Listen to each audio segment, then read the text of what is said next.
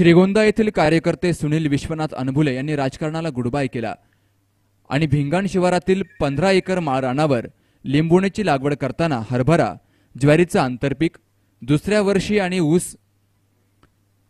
वर्षी ऊस आणि शेवग्याचं आंतरपीक घेतलं। आंतरपीक पद्धतीमुळे लिंबोणीची बाग झपाट्याने वाढली। आंतरपीक पद्धतीमुळे लिंबोणी सुरू होण्यापूर्वी चांगला आर्थिक लाभही त्यांना झाला। सुनील अनबुले सन 1987 साली BSc पास झाले। 2 वकिलांची पदवी संपादन केली।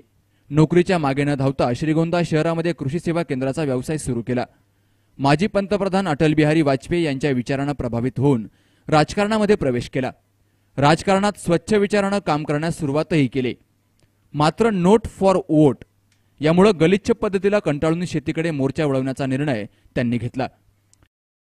पैकी सुरुवातीला 3 ते 4 एकर क्षेत्रही पिकाखाली होतं, बाकीचं क्षेत्र सगळं पडीक होतं। हळूहळू दरवर्षी 1-2 एकर असं करत टोटली 12 ते 13 एकर क्षेत्र आज रोजी पिकाखाली आलेलं आहे। आणि यात आज रोजी माझ्याकडे 3 एकर लिंबोणी, 3 एकर डाळिंब, 2 एकर ऊस आणि 5 ते 6 एकर हरभरा असं या ठिकाणी पिकाचं नियोजन आहे। डाळिंब आणि लिंबोणीला पूर्णतः ठिबक संच बसवलेले आहेत, त्यामुळे उन्हाळ्यात पाण्याची काटकसर होऊन या पिकांना जीवदान मिळतं। बाकीच्या क्षेत्राला पाणी कमी असल्यामुळे ते क्षेत्र उन्हाळ्यात आम्ही खाली ठेवतो। त्यातही 2 एकर आता या ठिकाणी ऊसाचा लागवडीचा प्रयोग केलेला आहे। या ठिकाणी सरस्वती नदी आणि देव नदी यांच्या संगमावर कोल्हापूर पद्धतीचा बंधारा झाल्यामुळे पाण्याची समस्या बऱ्यापैकी या ठिकाणी कमी झालेली आहे। आणि म्हणून या ठिकाणी तरुणांनी उद्योगामागे न लागता किंवा नोकऱ्यांच्या पाठीमागे न लागता आपण शेतीतूनही काही करू शकतो, हा अनुभव यातून मला मिळालेला आहे। गेल्या 5-7 वर्षापासून लिंबोणीचं उत्पन्न चांगल्यापैकी चालू आहे।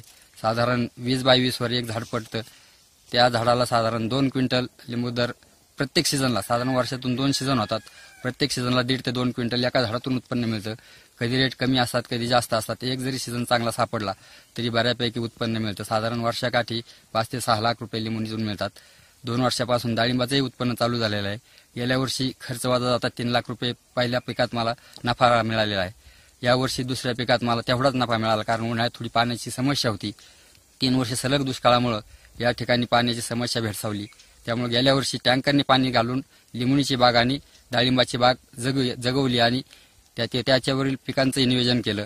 आणि गेल्या वर्षी 2 लाख रुपयाचं पाणी घालून साधारण 3 लाख रुपयाचं त्यानंतर लिंबोणीचं उत्पादन आणि 3 लाख रुपयाचं डाळिंबाचं उत्पादन या ठिकाणी त्या पाण्यावर घेतलं। आणि अशा रीतीने शेतीचा यशस्वी प्रयोग हा माझ्या दृष्टीने आज या ठिकाणी साकारलेला आहे। आता उर्वरितही या ठिकाणी आमची थोडी हलकी जमीन असल्यामुळे बाकीच्याही क्षेत्रात मी सर्व फळझाड करण्याचं नियोजन केलेलं आहे। या ठिकाणी 2 एकर डाळिंब आणखी आणि 3 एकर सीताफळ लावण्याचा माझा मानस आहे आणि 2 एकर शेवगा पुन्हा लावण्याचा मानस आहे, की जेणेकरून कुठल्याही पिकात आपल्याला प्लस मायनस करता आलं पाहिजे। कुठल्याही पिकाचा हमीभाव नसतो शेतकऱ्यांच्या दृष्टीने। आज लिंबाची परिस्थिती पाहिली तर साधारण एका झाडाला 2 क्विंटल माल आहे, परंतु लिंबाचे रेट 5 ते 6 रुपयाच्या पुढे जात नाहीत। म्हणून खर्च वजा जाता यावर्षी लिंबाचं उत्पादन थोडं कमी राहील। मग अशामुळे विविध पीक पद्धती जर साधली तर एखाद्या पिकाचा तोटा दुसऱ्या पिकात भरून निघू शकतो, हे डोक्यात ठेवून